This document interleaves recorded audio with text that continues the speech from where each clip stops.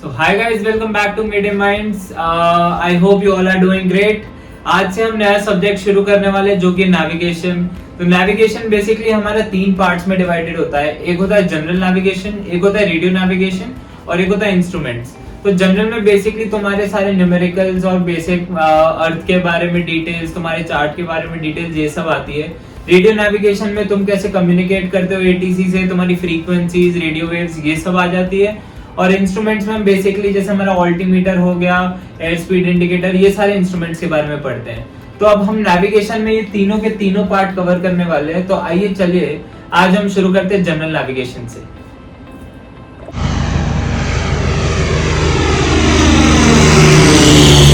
तो गाइस चलो चलते हैं हम हमारे जनरल नेविगेशन के फर्स्ट टॉपिक पे। फर्स्ट टॉपिक है द अर्थ।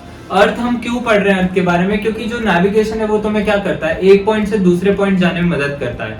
अब एक जगह से दूसरी जगह तुम अपने अर्थ के अंदर ही जा रहे हो, तो अर्थ के बारे में जानना जरूरी है ताकि जो तुम ट्रैवल कर पा रहे हो वो कैसे करना है उसके बारे में हम समझ सके। तो अब अर्थ के बारे में पहले हम थोड़ी कैरेक्टरिस्टिक्स देख लेते हैं और अर्थ के ऊपर कौन सी इमेजिनरी लाइंस होती है, कुछ कैसे डिस्टेंस होता है, क्या होता है, वो सब देखेंगे।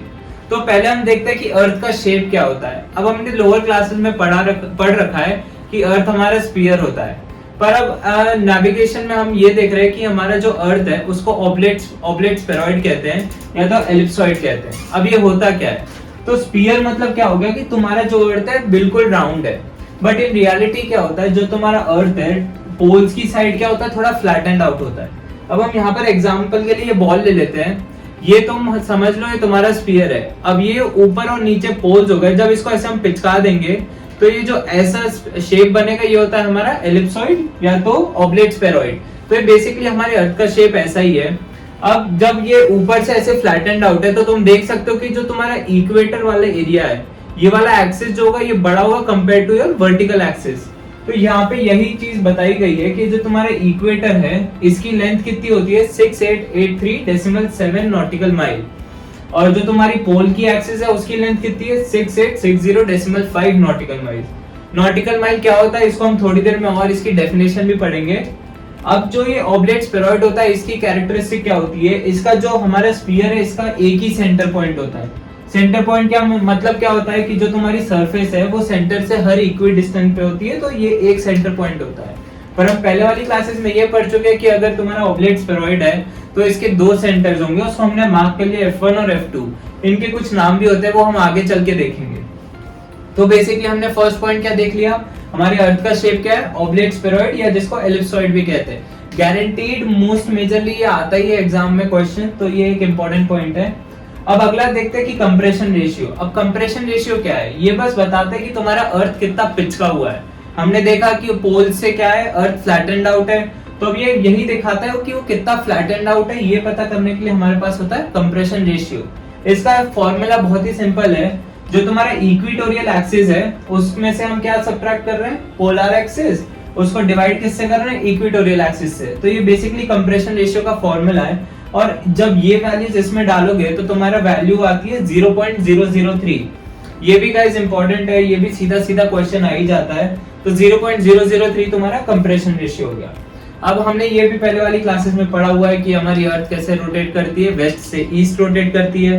तो ये बॉल देख लो, ये हमारा वेस्ट है, ये हमारा ईस्ट है। अब ये कैसे ऐसे रोटेट कर रही है, राइट। अब जब हम नॉर्थ से देखेंगे तो हमारी बॉल हमें कैसे घूमते हुए दिखेगी, एंटी क्लॉकवाइज, राइट। तो हम जब नॉर्थ से देखते हैं तो हमारी अर्थ रोटेट करती है एंटी क्लॉकवाइज। सिमिलरली जब तुम इसको साउथ से देखोगे तो साउथ से वेस्ट से ईस्ट जब बॉल घूम रही है तो तुम्हें क्लॉकवाइज रोटेशन दिख रहा होगा, राइट। तो साउथ से हम देखते हैं तब वो दिखता है क्लॉकवाइज रोटेशन, और नॉर्थ से हम देखते हैं तो होता है एंटी क्लॉकवाइज रोटेशन। अब हम आगे बढ़ते हैं, कुछ टर्म्स है लैटिट्यूड, लॉन्गिट्यूड, ये भी तुमने पहले सुनी होगी, बट अब हम इनकी इन डेप्थ डेफिनेशन पढ़ते हैं और कैसे मेजर होता है वो भी देखते हैं। तो गाइस चलो अब देखते हैं हम लैटिट्यूड और लॉन्गिट्यूड क्या होता है। हम पहले वाली क्लासेस में पढ़ चुके हैं कि लैटिट्यूड और लॉन्गिट्यूड बेसिकली क्या होती है, तुम्हारी इमेजिनरी लाइंस होती है on the surface of earth. तो अगर तुम्हारी हॉरिजॉन्टल लाइंस है ईस्ट से वेस्ट जाने वाली, उसे हम कहते हैं लैटिट्यूड, और लॉन्गिट्यूड क्या होती है, वर्टिकल लाइन जो नॉर्थ से साउथ में जा रही है, ठीक है। अब हमें एडिशनली इसमें क्या पढ़ना है, बस ये पढ़ना है उनकी डेफिनेशंस क्या है। तो लैटिट्यूड क्या होता है, latitude is the angle subtended at the centre of the earth by the shorter arc of meridian from the equator to the point to be identified. अब इसको एक बार ये डायग्राम के थ्रू समझते हैं ताकि बहुत ही इजीली तुम्हें याद हो जाएगा। तो अब हमने क्या पढ़ा, इसको ये हमारा क्या है, इक्वेटर है, राइट, ईस्ट से वेस्ट जा रहा है। डेफिनेशन को अलग अलग पार्ट में डिवाइड कर देते हैं। इंपॉर्टेंट क्या क्या है, एक है सेंटर ऑफ द अर्थ, एक है शॉर्टर आर्क ऑफ मेरिडियन, और एक है from equator to the point to be identified. ठीक है, अब ये हमारा इक्वेटर है, सेंटर कहाँ होगा, ये सब कहाँ बंधी रहती है, हमारी अर्थ की सरफेस पे। मतलब ये जो लाइंस है यहाँ पर ऐसे imaginary surface lines, latitude longitude तुमने देखा ही होगा, सरफेस पे बनी है। तो सेंटर कहाँ होगा, इसके कहीं बीच में अंदर होगा, राइट। तो ये हमने यहाँ पर ले लिया है सेंटर ऑफ अर्थ, मतलब ये अर्थ के अंदर है। अब शॉर्टर आर्क ऑफ मेरिडियन, तो पहले एक हम क्या करते हैं, लैटिट्यूड बना लेते हैं, राइट। ये हमारा क्या है, एक लैटिट्यूड हो गया, ठीक है। अब हमें मेजर करना है इसका डिग्री कितना है। तो अब centre of earth, shorter arc of meridian, तो angle subtended at the centre of earth, ये सेंटर ऑफ अर्थ पे कितना एंगल बना रहा है, और ये किसका शॉर्टर आर्क है, मेरिडियन का, ठीक है। तो यही है angle subtended at the centre of the earth by shorter arc of meridian from equator to the point to be identified. तो ये तुम्हारी हो गई लैटिट्यूड की डेफिनेशन। अब लॉन्गिट्यूड देख लेते हैं। लॉन्गिट्यूड क्या है, सेम ही है, angle subtended at the centre of the earth by shorter arc of equator from prime meridian to the point to be identified. अब इसको भी हम डायग्राम के थ्रू समझ लेते हैं कि ये कैसे होता है।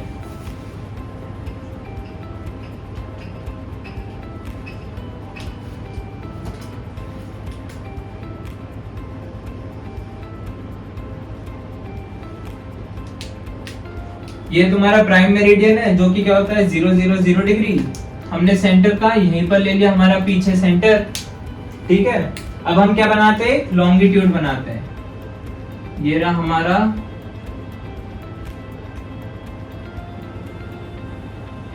लॉन्गिट्यूड, ठीक है। अब ये क्या करना है हमें, angle subtended at the centre. तो अब हमारा सेंटर में एंगल कितना बना रहा है, ये कैसे निकलेगा, ये यहां से, ये हमारा angle subtended to the at the centre of the earth by the shorter arc of equator. तो इक्वेटर ये है, शॉर्टर आर्क क्या ये है ना, shorter arc of equator from prime meridian to the point to be identified. तो ये क्या हो गया, तुम्हारा लॉन्गिट्यूड हो गया। आई होप डेफिनेशन समझ आ गई होगी, इजीली अब तुम याद भी कर सकते हो। अब हम देखते हैं ग्रेटिट्यूड क्या होता है। तो बेसिकली हमारे पास क्या है, बहुत सारे लॉन्गिट्यूड और लैटिट्यूड्स है। ये सारे हमारे लॉन्गिट्यूड हो गए, ये हमारे क्या हो गए, लैटिट्यूड। तो ये जो बॉक्स देख रहे हो तुम बीच में बना हुआ, ये ऐसे ही बहुत सारे बॉक्सेस बनेंगे due to longitudes and latitudes. तो यही बॉक्स को क्या कहते हैं हम, ग्रेटिट्यूड, जिसको डेफिनेशन में कहा गया network of meridians and latitudes. अब मेरिडियंस देखते हैं। मेरिडियंस को क्या कहा गया, semi great circle. Great circle अभी हम इसके बाद नेक्स्ट टॉपिक में पढ़ेंगे ही।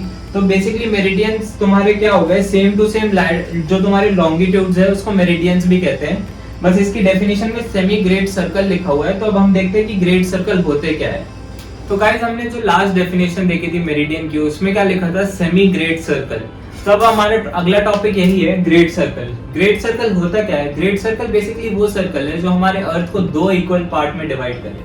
अब ग्रेट सर्कल्स हमारे अर्थ पे दिखते कैसे हैं, क्या क्या होते हैं वो पता करते हैं। तो हमने जैसे देखा था कि ये हमारा अर्थ वापस ले लेते हैं। अब हमारा जो इक्वेटर है वो क्या है, ऐसे अर्थ को डिवाइड करता है टू इक्वल हाफ में। तो हमारे इक्वेटर क्या हो गया, हमारे इक्वेटर एक ग्रेट सर्कल हो गया।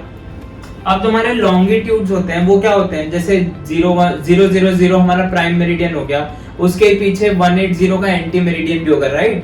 तो ऐसे ये भी एक सर्कल बन रहा है। ऐसे सारे जो मेरिडियंस और उनके एंटी मेरिडियंस है वो मिलके भी ग्रेट सर्कल बनते हैं। तो ग्रेट सर्कल बेसिकली तुम्हारे मेरिडियंस, एंटी मेरिडियंस और इक्वेटर, ये सारे ग्रेट सर्कल होते हैं। और इनका जो सेंटर है वो अर्थ के सेंटर से मैच करता है, और ये हमारे अर्थ को किसमें, टू इक्वल पार्ट्स में डिवाइड करते हैं। अब कुछ बेसिक प्रॉपर्टीज है ग्रेट सर्कल के, हम उन्हें पढ़ते हैं। तो हमने क्या पढ़ा था कि कोई भी दो पॉइंट ले लो, उसके बीच का शॉर्टेस्ट डिस्टेंस क्या होगा, एक स्ट्रेट लाइन ही होती है, राइट। ये हम पहले वाली क्लासेस में पढ़ चुके हैं। क्योंकि अगर ऐसे जाओगे ये सारा distance will be greater comparatively to this straighter line. तो अब जो हमारा ग्रेट सर्कल है तो कोई भी अर्थ पे दो पॉइंट ले लो, ये पॉइंट ले लो, या ये और ये पॉइंट ले लो, कोई भी दो पॉइंट ले लो, तो ये क्या है, उसका शॉर्टेस्ट डिस्टेंस क्या होगा, ग्रेट सर्कल डिस्टेंस होगा। तो great circle is the shortest distance between two points, ठीक है। और अब दो पॉइंट के बीच में क्या एक ही ग्रेट सर्कल बन सकता है, जैसे ये दो पॉइंट है, अब इसके बीच में से ये एक ही ग्रेट सर्कल बन सकता है जो हम देख रहे हैं। इक्वेटर पे जो दो पॉइंट्स बना है उसके कारण एक ही ग्रेट सर्कल बनेगा जो है इक्वेटर का। तो दो पॉइंट के बीच में एक ही ग्रेट सर्कल बन सकता है अनटिल एंड अनलेस वो डायमेट्रिकली अपोजिट हो। जैसे हमारे पोल्स के पॉइंट ले लो, ये तो डायमेट्रिकली अपोजिट है, अब इसके बीच में सारे लॉन्गिट्यूड्स बनते हैं, ये 0 1 0 0 2 0 और इनके एंटी मेरिडियंस भी होते हैं 180 170, तो ये सब मिला के ग्रेट सर्कल होते हैं। तो बिटवीन हमारे जो डायमेट्रिकली अपोजिट पॉइंट है उसमें हमारे ज्यादा ग्रेट सर्कल बन सकते हैं। अब अगला भी पॉइंट यही लिखा था, one great circle between two points unless they are diametrically opposite. अब हमारा लास्ट जो है वो क्या है, radio signal follow great circle path. अब रेडियो सिग्नल क्या होता है, जैसे तुम्हारे को एटीसी कॉल देता है, तो एटीसी से जो वेव्स निकलती है वो रेडियो वेव्स होती है, तो तुम्हारी रेडियो वेव्स क्या शॉर्टेस्ट पाथ फॉलो करेगी जो है ग्रेट सर्कल पाथ, ठीक है। तो ये बेसिक ग्रेट सर्कल के बारे में इतना ही है। अब स्मॉल सर्कल क्या होता है, ग्रेट सर्कल क्या हो गया, बिगेस्ट सर्कल, तो अब उससे छोटे छोटे जो भी तुम्हारे सारे सर्कल हो गए वो क्या हो गए, स्मॉल सर्कल हो गए।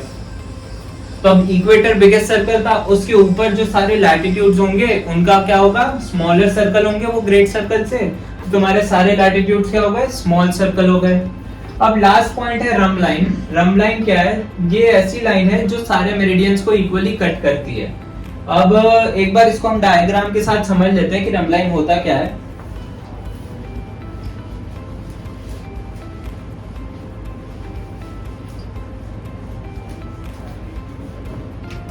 अब इमेजिन करो ये सारे तुम्हारे क्या है, लॉन्गिट्यूड है, ये क्या करते हैं पोल की तरफ कन्वर्ट करते हैं, राइट। ये सारे तुम्हारे लॉन्गिट्यूड हो गए।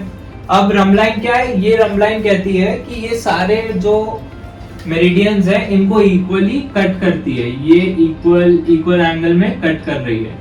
तो अब इसका काम क्या होता है कि जो तुम्हारा एयरक्राफ्ट है, जब तुम अगर उसको ग्रेट सर्कल पे फ्लाई करोगे, सपोज ये हमारा अर्थ था, ये हमारा इक्वेटर था, राइट, ये ग्रेट सर्कल है और ये सारे क्या है हमारे लॉन्गिट्यूड। तो अब जो एंगल है बिटवीन हमारा जो मेरिडियन और ये इक्वेटर का, ये अलग अलग होगा हर 1 डिग्री पे, ठीक है। तो अब जब तुम एयरक्राफ्ट फ्लाई करोगे तो क्या होता है कि तुम रम लाइन पे फ्लाई करते हो इंस्टेड ऑफ ग्रेट सर्कल। अब तुम ऐसे बोल सकते हो कि सर ग्रेट सर्कल पे क्यों नहीं कर रहे, वो पाथ छोटा है, हमारा फ्यूल बचेगा, ज्यादा इकोनॉमिकल हो जाएंगे। बट इधर तुम देखोगे क्या है कि अगर तुम ग्रेट सर्कल पाथ फॉलो कर रहे हो तो जो तुम्हारा रम लाइन मतलब ग्रेट सर्कल जो बन रहा है वो तुम्हारे मेरिडियंस को अलग अलग एंगल में कट कर रहा है, जिसके कारण अगर तुम्हें सपोज नागपुर से दिल्ली जाना होगा तो जो अगर तुम ग्रेट सर्कल पे जाओगे तो तुम्हें अपनी हेडिंग मतलब जो डायरेक्शन है एयरक्राफ्ट की बार बार चेंज करनी पड़ेगी जब तक तुम दिल्ली नहीं पहुंच जाते। सोचो कितना टायरसम होगा। इंस्टेड ऑफ रम लाइन में क्या है, सारे मेरिडियंस को इक्वली कट कर रही है, तो तुम्हें बेसिकली एक हेडिंग दे देंगे, तुम्हें वही हेडिंग फ्लाई करते हुए जाना है, बार बार चेंज नहीं करना, तो वो ज्यादा इजियर होता है तुम्हारा as a pilot instead of flying on rhumb line. इसलिए हम instead of flying on great circle, इसलिए हम क्या प्रेफर करते हैं, रम लाइन पे फ्लाई करना प्रेफर करते हैं। अब हम बेसिकली रम लाइन की थोड़ी प्रॉपर्टीज देख लेते हैं। along रम लाइंस ऑल एयरक्राफ्ट फ्लाइज इन कांस्टेंट डायरेक्शन। ये हमने देख लिया कि सारे मेरिडियन को कांस्टेंटली सेम एंगल पे कट कर रही है, इसलिए एयरक्राफ्ट कांस्टेंट डायरेक्शन में फ्लाई कर रहा है। It is not the shortest distance, ये भी हमने देखा था क्योंकि वो ग्रेट सर्कल से अलग है, और शॉर्टेस्ट डिस्टेंस बिटवीन 2 पॉइंट क्या होता है, हमारा ग्रेट सर्कल डिस्टेंस होता है। और ये स्पाइरल कहां करती है, टुवर्ड्स द पोल। अब इधर तुम देख रहे होगे ये सब इक्वल एंगल में कट कर रही है, पर ये कहां जा रही है, ऊपर। तो ऐसे ही स्पाइरल करते करते हमारे पोल की तरफ चली जाती है, ऐसे। समझ गए? तो ये हमारी रम लाइन की प्रॉपर्टीज हो गई। अब हम लास्ट एक टॉपिक और बचा उसको कवर कर लेते हैं, इसके बाद हमारा चैप्टर हो गया खत्म। तो गाइस अभी हमने सब latitude, longitude, meridian, great circle ये सब देख लिया है। अब हम नेक्स्ट बढ़ते हैं, नॉटिकल माइल क्या होता है। तो अब बेसिकली नॉटिकल माइल क्या है, ये एविएशन में डिस्टेंस मेजर करने का एक यूनिट है। जैसे हम डे टू डे लाइफ में ऐसे बोलते हैं कि ये A to B 5 किलोमीटर दूर है, 10 किलोमीटर दूर है, ये हमारी गाड़ी की स्पीड चल रही है कितनी, 5 kilometre per hour, 10 kilometre per hour.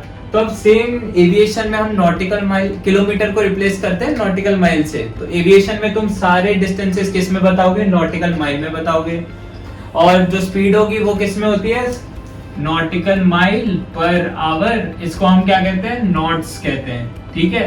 ये हम स्पीड के लिए यूज करते हैं, इसको हमने मेट में भी बता रखा है। अब एक बार नॉटिकल माइल की हम डेफिनेशन देख लेते हैं। Length of the arc when 1 minute angle is subtended at the centre of अर्थ। अब इसको डायग्राम के थ्रू हम वापस समझ लेते हैं क्या होता है, एकदम इजीली समझ आ जाएगा। अब सपोज हमारा अर्थ पे ये डिस्टेंस जो है ये 1 मिनट का एंगल सबटेंड कर रहा है सेंटर ऑफ द अर्थ पे। अब हमने पढ़ा था हमारे अर्थ के 2 सेंटर है, अब उनके नाम भी मैंने आपको बोला था, थोड़ी देर बाद बताऊंगा। तो उन सेंटर का नाम है, एक होता है जियोग्राफिक या जियोडेटिक सेंटर और एक होता है जियोसेंट्रिक सेंटर, ठीक है। अब कोई भी सेंटर पे जाके अगर तुम्हारा एक लेंथ ऑफ आर्क 1 मिनट का एंगल बनाएगा, उस लेंथ ऑफ आर्क को हम क्या कहते हैं, 1 नॉटिकल माइल कहते हैं। बेसिकली यही डेफिनेशन में लिखा है, लेंथ ऑफ आर्क जो कि ये रही which subtends a 1 minute angle at the center of the earth। ये हो गई तुम्हारी नॉटिकल माइल की डेफिनेशन। अब नॉटिकल माइल की कुछ कैरेक्टरिस्टिक्स हैं, मतलब कुछ क्वेश्चंस आ सकते हैं नॉटिकल माइल में। अब इसमें क्या होता है कि जो तुम्हारी लेंथ ऑफ नॉटिकल माइल है वो इक्वेटर पे कम होती है कंपेयर टू द पोल्स। अब ऐसा क्यों है, क्योंकि हमारा अर्थ क्या है, ऊपर से फ्लैट है। तो यहाँ पे तुम डायग्राम के थ्रू भी देख सकते हो, ये 1 मिनट एंगल अप्रोक्सीमेटली दोनों में सेम बना रखा है, पर ये जो जितना लेंथ है ये कम है कंपेयर टू दिस लेंथ, क्योंकि क्या है, ऊपर हमारा अर्थ फ्लैट आउट है। तो जैसे जैसे हम लैटिट्यूड बढ़ाते हैं, मतलब इक्वेटर से पोल की साइड जाते हैं, तो हमारे नॉटिकल माइल की लेंथ बढ़ जाती है। तो पहला पॉइंट ये लिखा है, length of nautical mile is more at poles than equator. ये क्यों है, क्योंकि हमारा अर्थ क्या है, ऑब्लेट स्फेरॉइड है, ऊपर और नीचे से थोड़ा फ्लैट है, ठीक है। सेकंड क्या है कि ऑल्टीट्यूड जैसे जैसे बढ़ता है हमारे नॉटिकल माइल का डिस्टेंस भी बढ़ता है। अब ये कैसे समझेंगे हम, यही देख लो कि ये तुम्हारा ऐसे वर्टिकली एक्सटेंड हो रहा है ऊपर, ठीक है। अब ये तुम्हारा ग्राउंड है, ग्राउंड के पास तुम्हारा नॉटिकल माइल का डिस्टेंस कितना है, इतना है।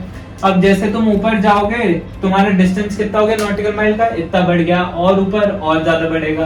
तो ये नॉटिकल माइल की एक और मतलब क्वेश्चन आ सकता है कि as altitude increases your nautical mile का डिस्टेंस आल्सो इंक्रीजेस, ठीक है। और एक लास्ट इंपॉर्टेंट पॉइंट है कि difference in nautical mile is minimum at 45। अब हमने देखा था कि इक्वेटर के पास डिस्टेंस कम है और पोल पे ज्यादा है। अब ये ऐसे ही ग्रेजुअली इंक्रीज होता जाएगा। अब ये क्या होता है 0 डिग्री और ये क्या हो गया 0 डिग्री। अब ये दोनों का अगर हाफ निकाल लोगे जो कि कितना होता है हमारा 0.45 डिग्री। अब ऊपर से नीचे आओ या नीचे से ऊपर जाओ, तुम्हारे लैटिट्यूड 45 पे नॉटिकल माइल का डिस्टेंस क्या होगा, सेम होगा। तो जो तुम्हारा डिफरेंस आएगा वो ऑलमोस्ट कितना आ जाएगा 0। तो difference in nautical mile is minimum at 45 degree lat, या तुम्हें बोल देंगे डिफरेंस इन नॉटिकल माइल 0 कब होता है, वो भी हमारा कब होता है 45 डिग्री लैट। अब आगे हम देखते हैं कि हमने डेफिनेशन में क्या पढ़ा था, 1 minute angle subtended at the centre of the अर्थ, वो कितना होता है 1 नॉटिकल माइल। अब इसको हमने यहीं पर लिख रखा है, ये जो तुमने अपॉस्ट्रोफी देखा हुआ है ऊपर, ये मिनट को सिग्निफाई करता है। तो 1 minute is equal to 1 nautical mile. अब हमने ये भी पहले वाली क्लासेस में पढ़ा है कि 1 डिग्री कितना होता है, 1 डिग्री में होता है 60 मिनट्स, राइट। तो क्रॉस मल्टीप्लाई करोगे तो तुम्हारा फाइनल इक्वेशन क्या आता है, 1 degree is equal to 60 nautical miles. अब ये इसकी हमें जानने की जरूरत क्या है कि अगर तुम एक पॉइंट से दूसरे पॉइंट जाते हो तो तुम्हारी जो डेस्टिनेशन और जो तुम्हारा डिपार्चर पार्ट है उसकी तुम्हें कोऑर्डिनेट्स दिए जाते हैं, जो किस में होते हैं, डिग्री में होते हैं। अब हमें एक डिग्री से दूसरी डिग्री पे जाना है तो उन दोनों के बीच का डिस्टेंस निकालने के लिए हमें ये कन्वर्जन काम में आता है। हम आगे जाके जब इसी चैप्टर के जो डिपार्चर के क्वेश्चंस सॉल्व करेंगे तब हमें ये कन्वर्जन काम में आएगा। ये तुम्हारा बेसिकली सब कुछ हो गया नॉटिकल माइल के बारे में। ये सारे क्वेश्चंस डायरेक्ट आ सकते हैं तो प्लीज सारे पॉइंट्स याद रख लेना।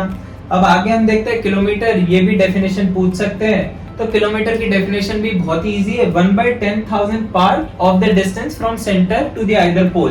तो बेसिकली ये क्या कह रहा है कि एक सेंटर से पोल का जो भी डिस्टेंस है उसको क्या कर दो 1/10,000 से मल्टीप्लाई कर दो, तो जो भी तुम्हारी वैल्यू आएगी वो कितनी आएगी, किलोमीटर की वैल्यू आएगी। अब बात यही है कि ये डिस्टेंस की वैल्यू आती है 10,000, तो इसको जब 10,000 से मल्टीप्लाई करोगे तो तुम्हारा 1 आ गया, तो यही तुम्हारी किलोमीटर की डेफिनेशन हो गई कि 1 kilometre is equal to 1/10,000 part of the distance from centre to either pole. अब हमने कितने सारे यूनिट पढ़ लिए, किलोमीटर पढ़ लिया, नॉटिकल माइल पढ़ लिया, तो ये सब के बीच का रिलेशन देख लेते हैं। तो अब हमें पता है कि 1 नॉटिकल माइल कितना होता है, 6080 फीट होता है। 1 किलोमीटर कितना होता है, 3280 फीट। अब इसमें भी तुम क्रॉस मल्टीप्लाई करोगे या 1 नॉटिकल माइल और 1 किलोमीटर में क्रॉस मल्टीप्लाई करोगे तो तुम्हारा आता है 1 nautical mile is equal to 1.854 kilometre. ठीक है, तो ये तुम्हारा नॉटिकल माइल और किलोमीटर के बीच का रिलेशन हो गया। अब एक और यूनिट है एसएम, इसको कहते हैं स्टैच्यू माइल। ये बेसिकली यूएस कंट्रीज में यूज होता है, हमारे इंडिया में नहीं होता है, पर तुम्हारी नॉलेज इंफॉर्मेशन पर्पस के लिए बस बता दे रहे हैं। 1 statute mile is equal to 5280 feet और 1 statute mile is equal to 1.6 kilometres. तो ये सारे कन्वर्जन्स प्लीज याद रख लेना, ये डायरेक्ट इन पे क्वेश्चंस भी आ सकता है और न्यूमेरिकल्स में भी ये काम आते हैं। तो आई वुड रिक्वेस्ट सारे कन्वर्जन्स तुम्हें याद होनी चाहिए। सारी डेफिनेशन जो जो इस चैप्टर में पढ़ी है मैंने जितना इजी हो सकता है उतना करने की कोशिश करी, उनको भी सब याद कर लेना। और ये बेसिकली द अर्थ का तुम्हारा थ्योरी पार्ट हो गया है। नेक्स्ट वीडियो में अब हम क्या देखेंगे, इनके ऊपर के न्यूमेरिकल्स जो आते हैं उनको देखेंगे। तो थैंक यू सो मच। अभी तक अगर आपको वीडियो अच्छी लगी हो, आपको सब समझ आ गया हो या कुछ भी डाउट हो, प्लीज लेट अस नो और अपना सपोर्ट दिखा दीजिए। Do subscribe, like and share and thank you so much.